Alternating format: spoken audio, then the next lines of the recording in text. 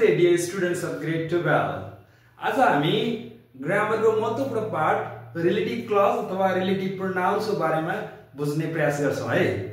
Relative clause यस्तो clause जसले कुनै पनि स्टेटमेन्टको कुनै पनि सेन्टेन्सको एक्स्ट्रा इन्फर्मेसन एड गर्नु पर्यो भने हामीले who, whom, whose, which, where, when, how, why यस्तो प्रयोग गरेर हामीले थप इन्फर्मेसनहरु, थप स्टेटमेन्ट, थप सेन्टेन्स चाहिँ हामी युज गर्छौं। अब यो कसरी प्रयोग गर्ने त, कसरी जोइन गरेर दुईटा सेन्टेन्सलाई भन्ने कुरा चाहिँ महत्त्वपूर्ण प्रश्न हो। हु, हुम, हुज यो मान्छे पछि लाग्छ। हामी क्वेशन बनाउँदा क्वेशन स्टेटमेन्टमा प्रयोग गर्दा हु भनेको को भनेर गरिन्छ भने जोड्न पर्यो भने हुले को भन्ने अर्थ राख्दैन, जो भन्ने अर्थ राख्छ। हुम भनेको कसलाई भन्ने गरिन्थ्यो भने अब जसलाई भन्ने अर्थ राख्छ। हुज भनेको कसको गरिन्थ्यो भने अब जसको भन्ने अर्थ राख्छ। हु, हुम, हुज यो मान्छे पछि लाग्छ। मान्छे पछि ये हु, हुम, हुज आउँछ, अरु आउँदैन। हेर्नुस् है, वस्तु पछि वस्तु घरि ठाउँमा पनि यो व्हिच लाग्न सक्छ, जग्गामा पनि व्हिच लाग्छ। र युजुअली ठाउँ पछि चाहिँ हाम्रो वेयर लाग्छ, बुझ्नु पर्यो। समय पछि व्हेन लाग्छ, WHEN, when. We have to understand. भनेपछि अब जोइन गर्दा दुईटा सेन्टेन्सलाई जोइन गर्दा हामीले कसरी गर्ने त भन्दाखेरि महत्त्वपूर्ण कुरा हामी एक सामान्य रुल्स जान्नु है। पहिलो स्टेप के जान्नु पर्यो नि कमन चिन्ने। कमन दुईटा स्टेटमेन्टमा के कमन छ? कमन चिन्दाखेरि जहिले पनि एउटा फर्स्ट कमन चाहिँ के हुनु पर्यो? नाउन हुनु पर्यो। अर्को कमन चाहिँ प्रोनाउन हुनु पर्यो। जस्तै राम भन्ने मान्छेको कमन एउटा सेन्टेन्समा राम आएको छ, अर्को सेन्टेन्समा हि आएको छ, हिज आएको छ, हिम आएको छ भने यो कमन भयो। रामै आए पनि कमन भयो। हेर्नुस् है, रामको अर्को सेन्टेन्समा रामै आए पनि कमन भयो, तर रामको हि, हिम, हिज आउन सक्छ। तर सुरुमा प्रोनाउनलाई कमन मान्न मिल्दैन। सुरुमा पनि हि, सुरुको सेन्टेन्समा हि आएको छ, दोस्रो सेन्टेन्समा हि आएको छ भनेर दुईटा हि कमन हुँदैन। बुझ्नुभयो? फर्स्ट सेन्टेन्समा के आउनु पर्यो? नाउन आउनु पर्यो। जस्तै फर्स्ट सेन्टेन्समा बुक आयो भने यदि बुक यसको प्रोनाउन के हुन सक्छ कि नाउनै आउन सक्छ, बुक आउन सक्छ, कि प्रोनाउन इट आउन सक्छ। बुक्स आयो भने कि नाउनै बुक्स आउन सक्छ, कि प्रोनाउन दे आउन सक्छ। बुझ्नुभयो? अब हामी फर्स्ट स्टेप कमन चिन्ने जान्नुभयो।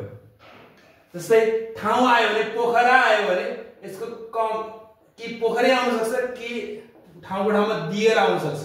यसको प्रोनाउन के आउन सक्छ? दिएर आउन सक्छ। त्यही भएर हामी कमन चिन्न पर्यो फर्स्ट।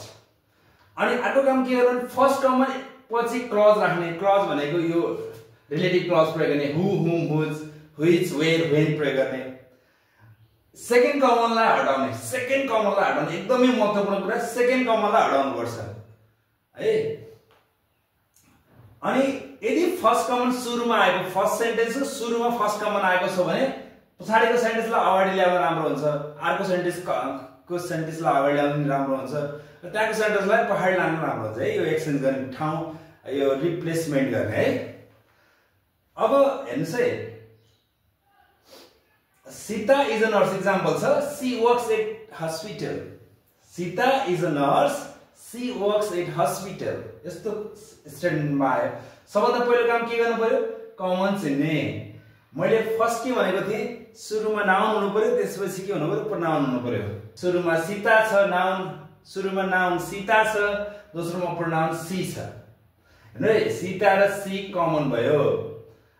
अब के गर्ने? फर्स्ट कमन पछि क्लज राख्ने। यो सीता पछि क्लज राख्नु। सीता भनेको मान्छे हो, मान्छे पछि कि हु आउँछ, कि हुम आउँछ, कि हुज आउँछ। सेकेन्ड कमनलाई हटाउने, यो सीलाई हटाउनु पर्यो। हेर्नु है, सीता। अब हेर्नुस् है, यसको यो दुईटै सब्जेक्टमा छ। यदि मान्छे चाहिँ दुईटै सब्जेक्टमा छ भने यो दुईटै कमन सब्जेक्टमा छ भने हु राख्ने। एउटा हुम चाहिँ सब्जेक्ट र अब्जेक्टमा, कमन चाहिँ एउटा सब्जेक्टमा छ, एउटा अब्जेक्टमा छ भने हुम राख्ने। अनि हुज चाहिँ एउटा सब्जेक्टमा छ, अर्को चाहिँ कि हिज और अनि एपोस्ट्रोफी एस, यस्तो एपोस्ट्रोफी एस आएको छ भने हुज राख्ने। हेर्नुस् है, अब यसमा सब्जेक्ट आएको छ, अब के राख्नु पर्यो? हु राख्नु पर्यो। हु। अब यदि फर्स्ट कमन सुरुमा आए पछाडिको अगाडि ल्याउन सकिन्छ। हेर्नुस् है, सीता हु अब इज अ नर्स एकछिन नलेख्नुस्, यो वर्क्स एट हस्पिटल हेर्नुस् पहिला। वर्क्स एट हस्पिटल अनि कमा दिनुस् is a nurse. Full stop. Anyway, Sita, who works at hospital, is a nurse. He reads a book. The book is interesting. And say sentence. पहिलो काम के गर्नु पर्यो? Common sentence. He reads a book. The book is so interesting.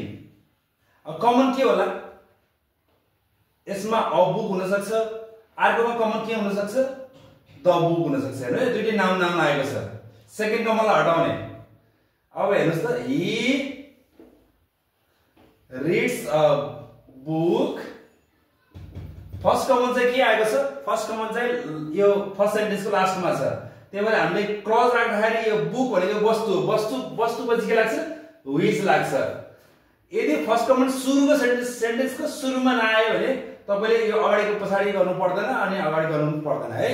तपाईले बीचमा clause राख्न पाउनु भयो. भनेपछि he reads a book. अब व्हिच गर्नुस् अनि भर्ब राख्नु त व्हिच इज सो इन्ट्रेस्टिङ. यसरी हामीले गर्न सकिन्छ. He reads a book which is so interesting. अब एक्सरसाइज गरौँ है. अब हेर्नुस् है, यो क्वेशनमा the building was destroyed in the fire. It has now been rebuilt. Join the sentences using relative pronoun भनेको छ. कि join the sentences using relative clause भन्छ. relative clause, relative pronoun भन्दाखेरि नझुकिनुस् है. अथवा appropriate relative clause भन्न सक्छ हैन. त्यसमा झुकिनु भएन. अब हाम्रो रुल के थियो? First find the common. पहिला कमन चिन्न पर्यो. दुईटा सेन्टेन्समा कमन के होला? एउटामा फर्स्ट सेन्टेन्समा नाउन हुनु पर्यो, दोस्रो सेन्टेन्समा के हुनु पर्यो?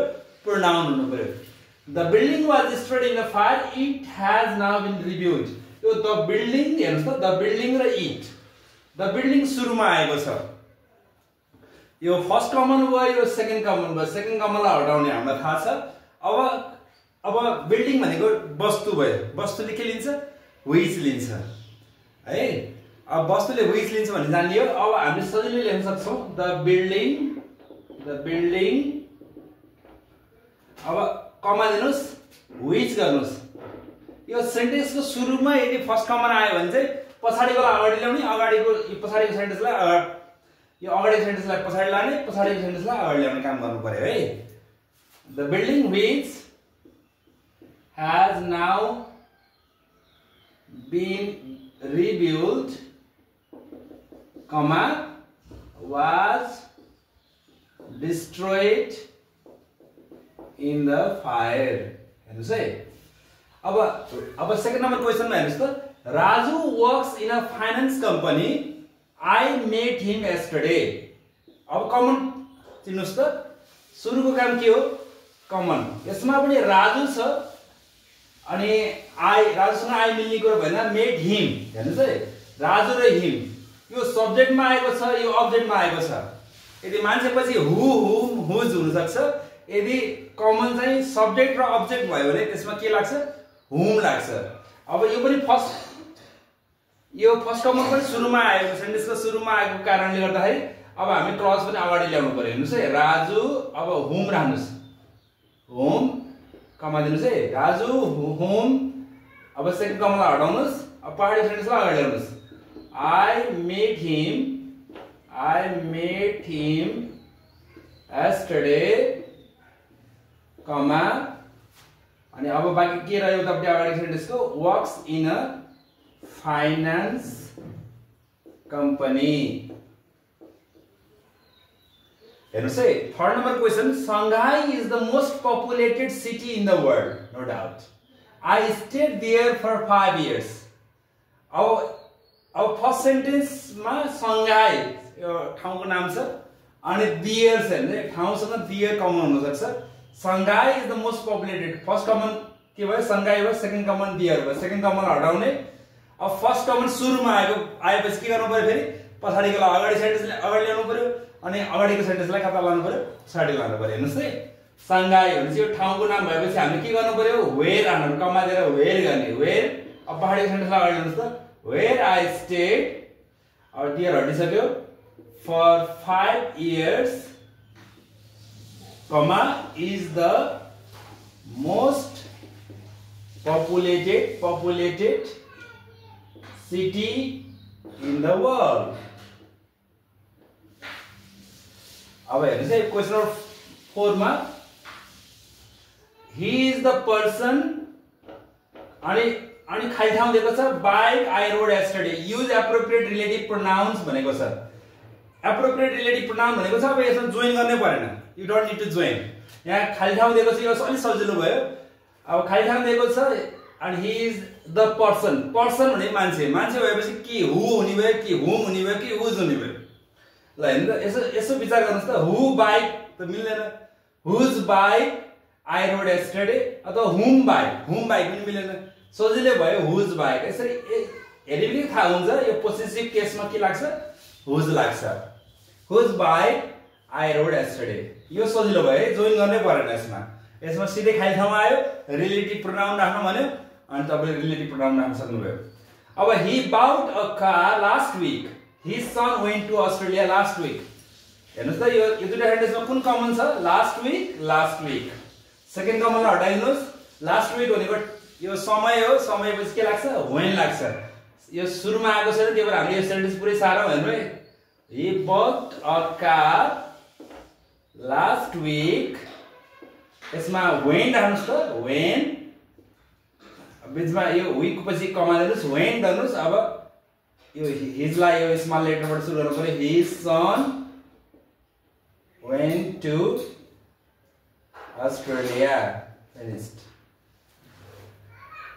अब 6 नम्बर क्वेशन जानुस् त there is a woman next door she is my math teacher woman भन्ने वर्ड सेन्टेन्सको सुरुवातमा आएको छैन बीचतिर आएको छ हैन अनि सेकेन्ड कमन सी यो त हट्स जानुभयो अब कहाँ राख्ने त क्लज राख्ने कहाँ राख्ने त भन्दाखेरि रिलेटिभ क्लज बीचमा राख्दैन यसमा हेर्नुस् है सजिलो तरिकाले there is a woman next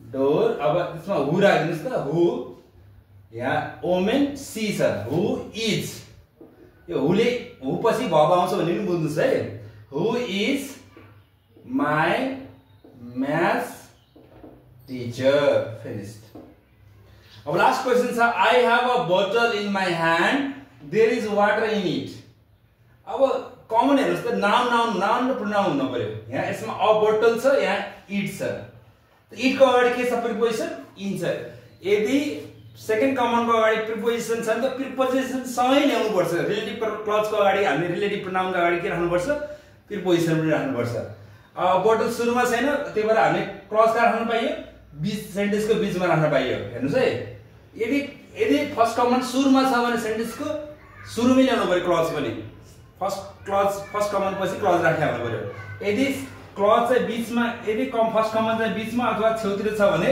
हामी दुईटा सेन्टेन्सको बीचमा हामी क्लज राख्न सक्छौं है सजिलो छ I have a bottle वस्तु भयो in my hand अब यो इट भन्ने वस्तु भएपछि which लाग्छ इट को अगाडि के छ प्रिपोजिसन इन छ भनेपछि in which गर्न पर्यो हेर्नुस् है in which there is water सजिलो तरिकाले बुझ्नुस् है I have a bottle in my hand in which there is water